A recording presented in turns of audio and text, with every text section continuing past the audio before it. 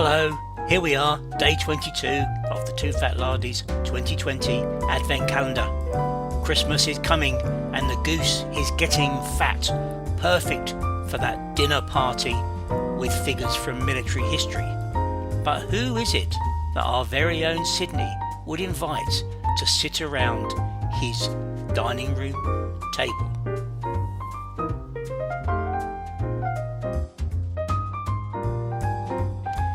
So it's time to arrange the dinner party for my three characters from military history.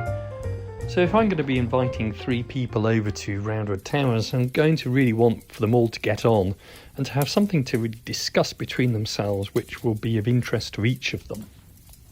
And since I'm going to be at the dinner party, I'm really going to want to try and find three people that I want to get on with as well. So I've got to find them interesting as people, and also I've got to have things to talk to them about. So my first guest is somebody you'll almost certainly have met before in the pages of history books. So I'm going to go for Prince Rupert of the Rhine. So he obviously is one of the flamboyant characters from history. We all feel we know him. Yes, he's the guy who was played by Timothy Dalton in Cromwell or by Harry Lloyd in The Devil's Whore. He's the guy with the flowery clothing. He's the guy with unusual pets, be they dogs or monkeys. He's the person who's from a ruined family and fond of disguises. He's the epitome of the cavaliers, Prince Rupert of the Rhine, skilled, aggressive commander, notorious even as regards some of the exploits in the English civil wars. But the Prince Rupert I'm really interested in seeing is the professional soldier, the skilled administrator, the sober Protestant, not Catholic, who was an interested student in military history in his time. I think he is a really interesting character. I've got a number of books about Prince Rupert, and they tend to be all of the cavalier prince type of variety. He's the guy who's hard riding, hard charging, can't control his own troops. The person that we all feel we know. But there's one book I've got by Ronald Hutton called The Royalist War Effort, and that spends quite a bit of time talking about Rupert as a skilled military administrator, a man who can ably create armies and bring them to battle without stragglers and without attrition. He's the guy I'm really interested to talk to. I'd really like to see him round the dinner table so we can talk to him about his experiences of battle, his experiences of campaigning as well, and military administration in an age really where there wasn't a command staff for a general. So I'd be really interested to share a glass of Rhenish wine with him and talk about his military career. And accompanying Prince Rupert, there's another German going to be at the dinner table, and that's Ernst Junger, who you might have come across before as being a soldier from the First World War who wrote Storm of Steel in Stalgevitten, which is one of the great books on World War One. If you were going to think about the German army in World War One, you might well think about stormtroopers and Stosstruppen.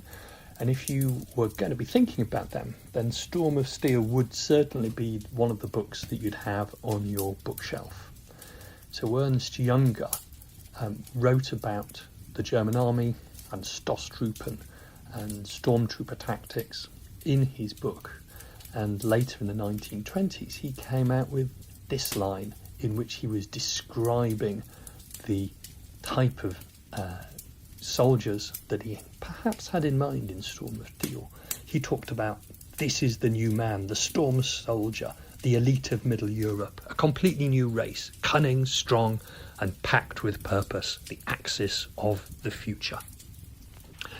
So with that in mind, we might think that he possibly isn't going to be the most relaxed of guests at the dinner table, but although Ernst Junger was a highly decorated soldier, Ernst Junger has so much more to offer than just Storm of Steel.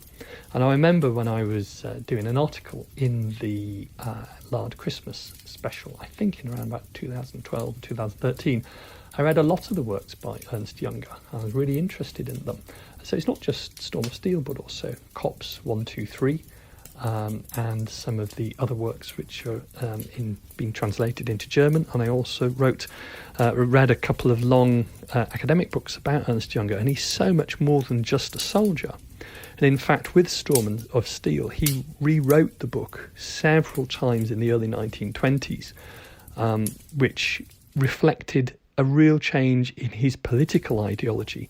So the Storm of Steel that we end up with on the bookshelf in our local bookstore isn't his original text. He rewrote the book about 5 or 6 times, and it turned from being a very introverted look at the soldiers within his unit to much more being a manifesto for how he saw the relationship between the individual and the environment of war around it. So he's an unusual figure and possibly an unreliable witness to the First World War, I might suggest. I definitely want to speak to him about that and his progress through the 1920s and 1930s. As somebody who had written about the First World War and had been a frontline soldier in an assault regiment, he was courted by the Nazis, but he always rejected their advances. And he was actually investigated by the Gestapo shortly before the Second World War, although he later became criticised by the federal government in Germany because of his associations with that sort of dark part of Germany's past. But in his later years, he became an expert in botany and zoology, and some of his literary works after the Second World War really focused on the relationship between humans and their natural world. And I think that makes him a very interesting person and an unusual guest for somebody who we might have thought was just really going to be there because of his military experience. So the third person around the table is a different kind of person at all, but he's also from, very near to Germany. He's from Flanders, and he's as aristocratic as Prince Rupert, certainly, but doesn't really have either Prince Rupert or Ernst Junger's military credentials behind his name.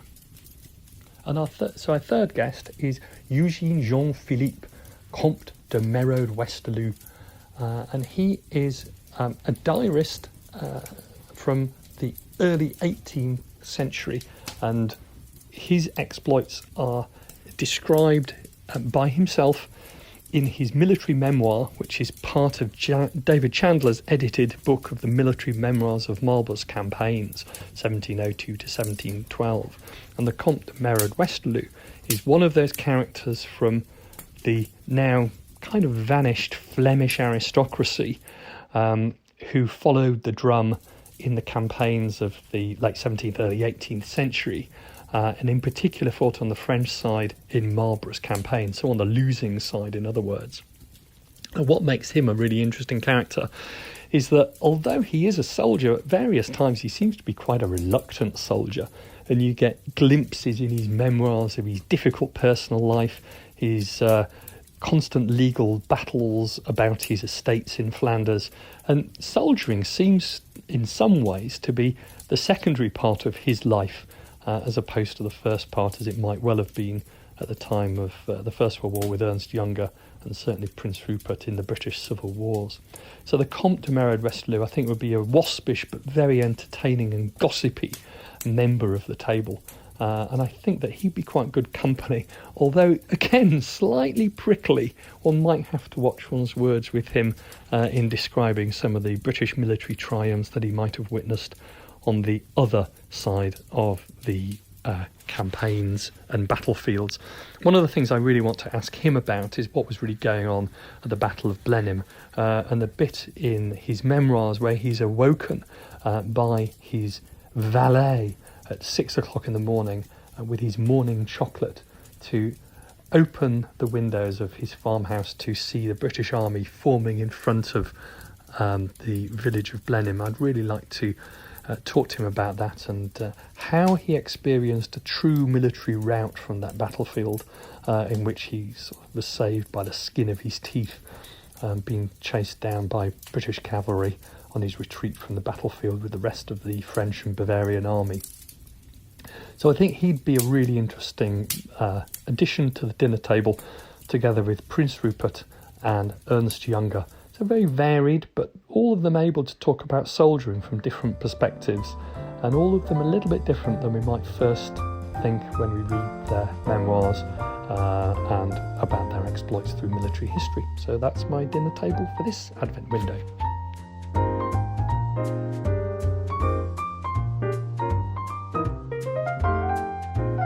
Remember, lard is for life and not just for Christmas.